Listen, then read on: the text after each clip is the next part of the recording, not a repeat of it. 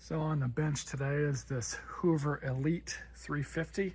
This is one of the base models of these machines. I'm not sure when this one was made.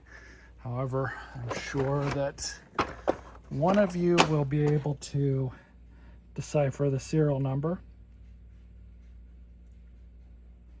I'm thinking late 80s, maybe early 90s, somewhere around there. At one point, these things were way more common than they are now. Let me preface this video by saying this. I don't particularly care for these vacuums. I know a lot of people who watch my videos do, and maybe, somebody who wants to watch a video on the specific machine does, but I never really have cared for these. A lot of these Hoover Elites were never really made all that well, and they were like Hoover's cheap entry-level vacuums. A lot of people will argue the fact that when Hoover came out with this design, they immediately kind of started going downhill in terms of quality across their entire line of machines. Of course, I'm not necessarily counting the commercial line, but they did make a commercial version of these too, which to my understanding, other than having a 3-wire cord and possibly a more powerful motor, I don't believe that there was too much different with the commercial units. The unfortunate part of these, as many of you may already know, parts are unobtainium for them. They quit making parts for these probably 20 years ago. Stuff like motors, you can't really get any more. Brush rolls have kind of come in and out of stock. I haven't checked lately. When I did check before for one of these, I was not able to find one. That might be different on the aftermarket now, but I've seen parts for these go in and out of stock.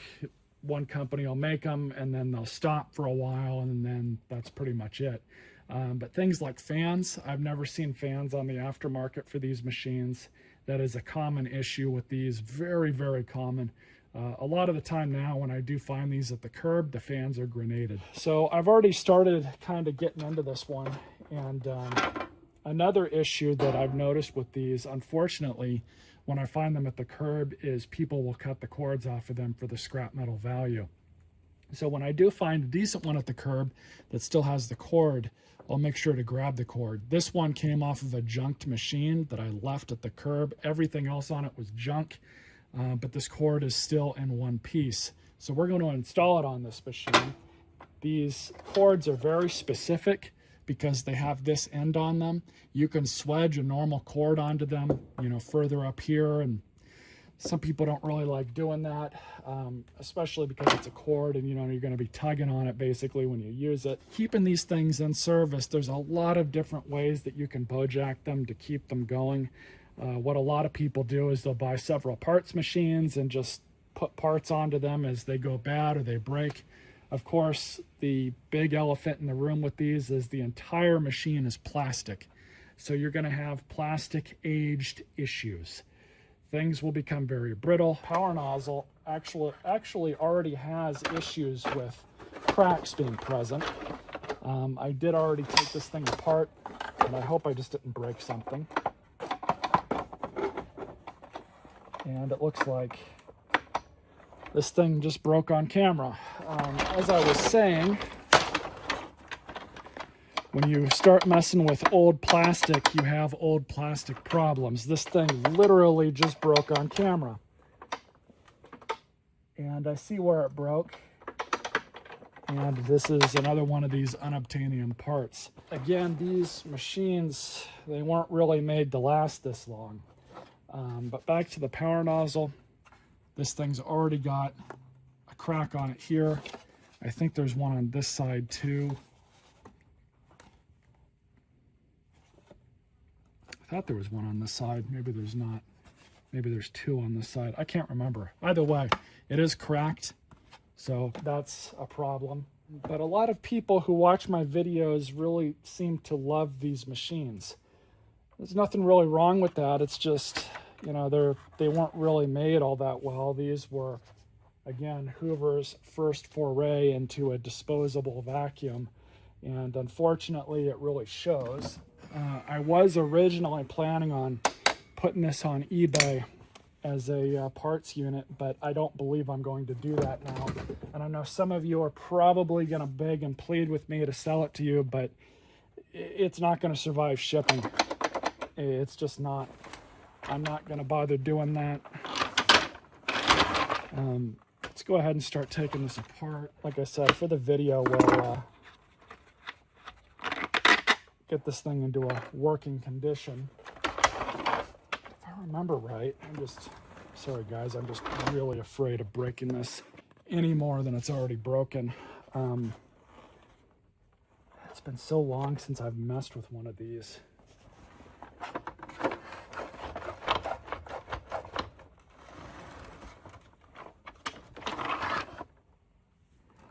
Pulling this off just like that. So we got to get this outer bag off. Here's the motor and nozzle. This motor is worth something because it works and the fan's intact, so I definitely don't want to break that any more than it already is. I'll go ahead, get these two tabs off. It's definitely been a minute. Pull the bottom part of the bag off. All I did was kind of just very carefully pried this up so it went over that lip. Now if it'll cooperate, which I don't know if it will.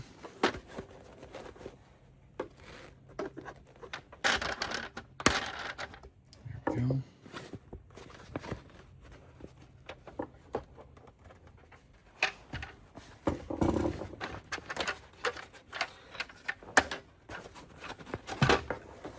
There's that.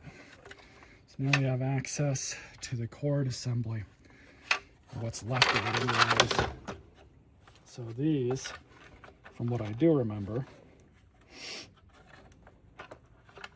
you just kind of slide them out,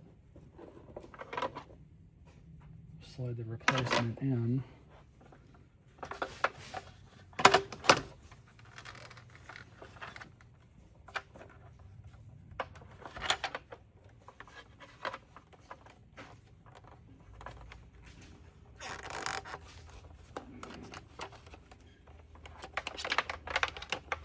And the cord's replaced. I just did what I could to clean off the outer bag. No guarantees there.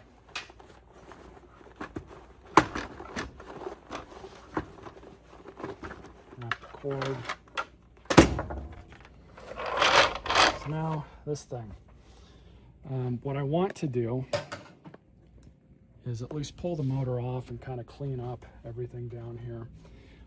Another common issue with these are the fans breaking, but also it's these two couplers breaking, and this one is really loose.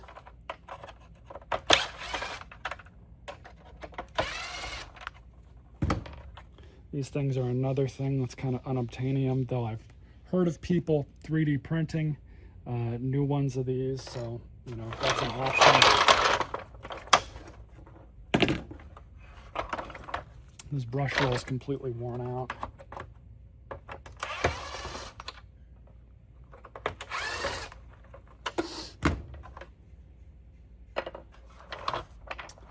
Oh man. Well, that's unfortunate.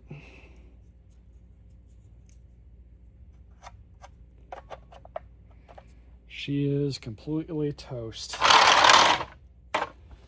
And so this cover can be replaced.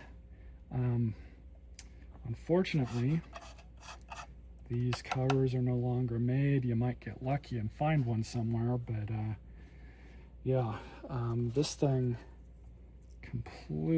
completely vibrated itself to death. Man.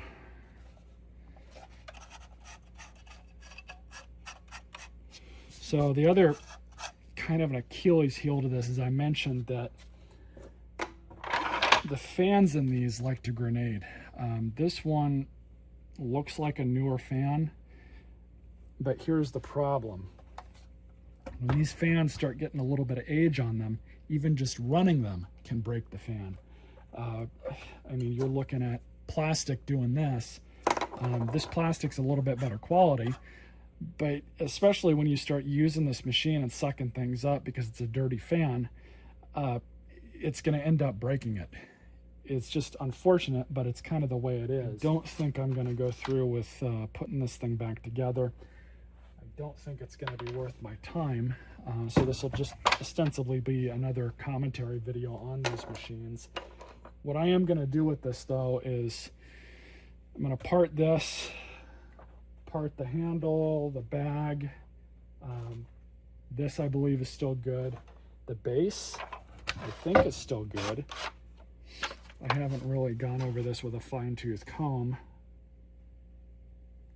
but it's old plastic. It's going to have old plastic problems. Do is stop the repair part of this video right here. Man, that's just really unfortunate that this thing broke. I mean, I'm not surprised in the slightest. I'm really not. I don't even want to pull this thing out because I don't want to risk breaking anything else on it. These machines just, you know, I know they're really, people really love these, but this is the problem you come across with vacuums or anything else for that matter that was made to be disposable. So hope you all enjoyed this video with a little bit of commentary attached. Stay tuned for more.